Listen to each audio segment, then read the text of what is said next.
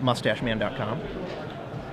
So what we have with Brian's deck, so how is it different than the decks we've been seeing so far? He's playing an extra Snapcaster Mage.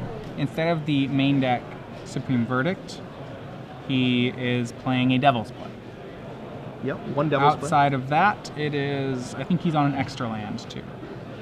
Yeah, no, he has an extra Snapcaster, and only he turned he's 2 cards off the deck. He has turned a Detention Sphere into a Snapcaster Mage and turned the Supreme Verdict into a Devil's Play, but otherwise it's on the same deck. Right, and maybe like one basic land different for a Desolate Lighthouse, something like that. So very, very minor. As we saw in round 1, this is a pretty favorable matchup for the Miracles deck.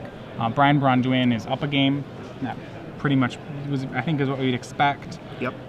He has a whole handful of sweepers after board. He also has an Izzet Staticaster, which he calls the Flash Pinger. It's a flash 0/3 for 3 that pings has haste, flash, and haste, and pings all creatures with the name of the targeted creature. Right. So cannot hit a player though. No, but it can hit Knight of Glory, Thalia, Arbor Elf, and Avacyn's Pilgrim, which seems to me to be great. Yeah, that card, if he draws that card, it's going to be really hard for Harrison Deemer.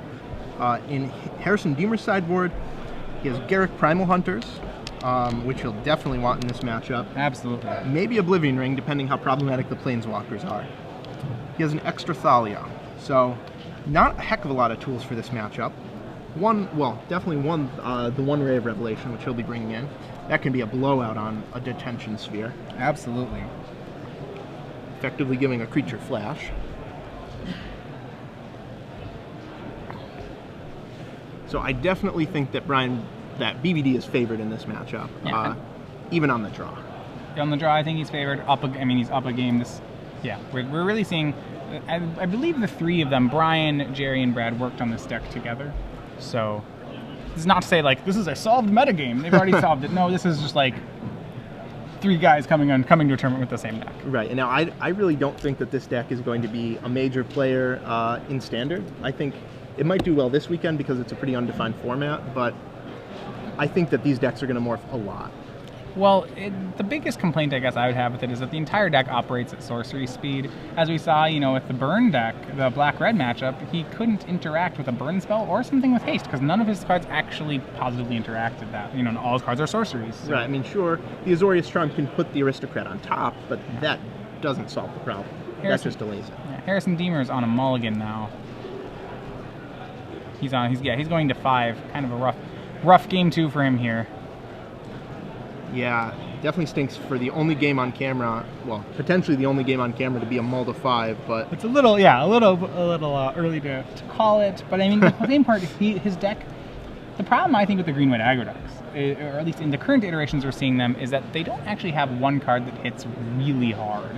So when you think of what's the card that Harrison Deemer wants to draw, I don't have a great answer for you. Right, Thalia, but that's that more of a hit disruption hard, card. Yeah.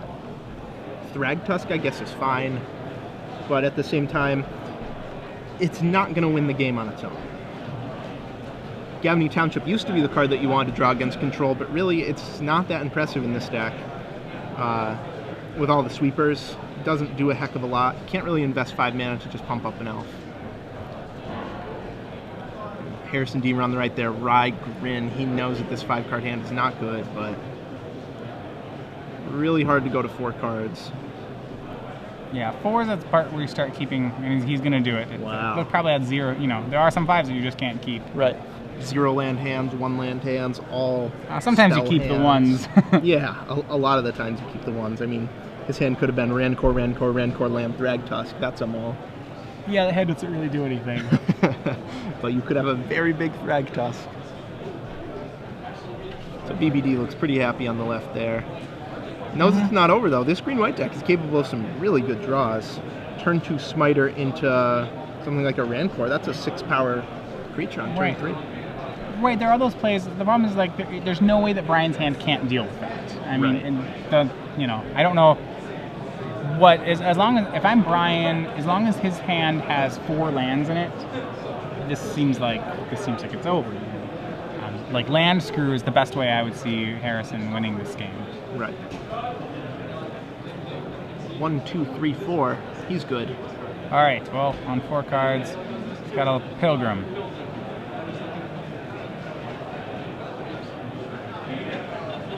Team Vents tapped. Vents pillar.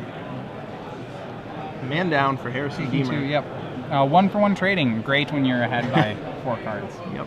So Harrison Deemer, all of a sudden, 2 cards in hand, no white mana, BBD 7 in hand. Just going to develop his mana base. Yep.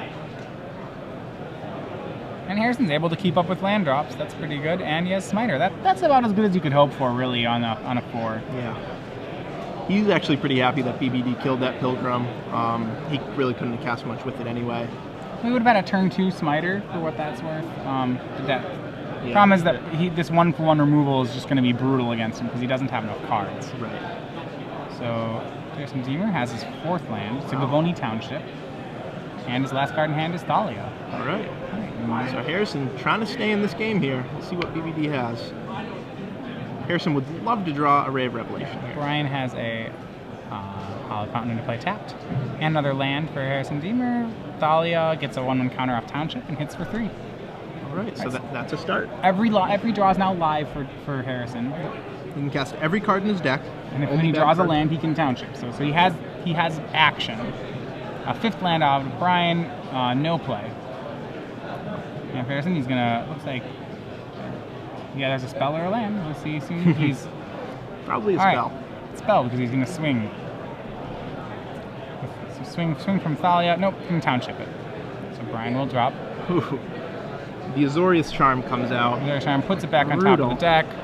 Yep, that's a time walk for him. Harrison can do nothing but get time walked again and again. 6th land from Brian. Not much coming out of Brian's deck, actually, just lands, but that should be plenty.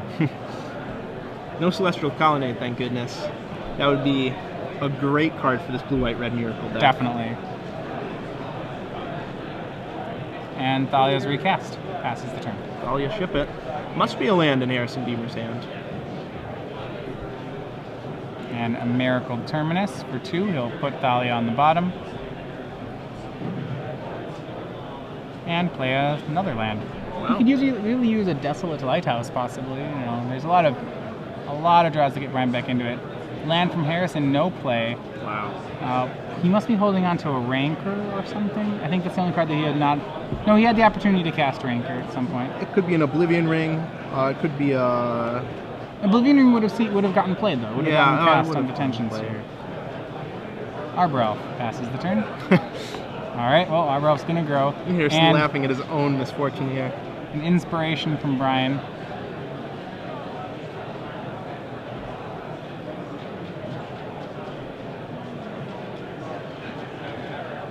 Arbor Elf, the 15-turn clock. Right. Oh, no. It's going to get Townshipped. That's true. It's an 8-turn clock. And he's going to cycles Azorius Charm, too. So that's not what he needs. He just wants to draw an Entreat or a Planeswalker. End this game. There 1, 2, 3, 9, making 3 Angels off Entreat. 12 Power of Flyers. That should be enough. Yep, those Angels will soar over any blockers that Harrison has.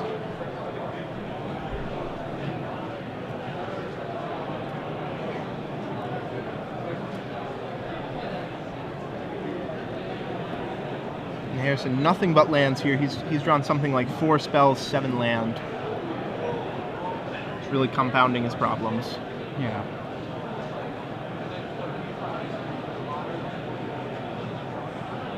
And those 3 Angels mean that Harrison is pretty much drawing dead here. And he swings Harrison down to 8. Mana. He's going to cast Tameo. Wow. Probably draw 3. It doesn't really matter. Tapping down Arbor. And Tameo and Jace. All right, sure. Just all the stops. Wow. So Harrison, and he'll activate town. No, he's flashing in Restoration Angel to get that Arbor Elf back. That doesn't matter. No, it looks. Get that Arbor. Can get it untap the Arbor Elf. No, it looks like he won't even blink a counter off of. Oh no, This doesn't. Yeah. Doesn't really matter here. No. Harrison Deemer has no live draws.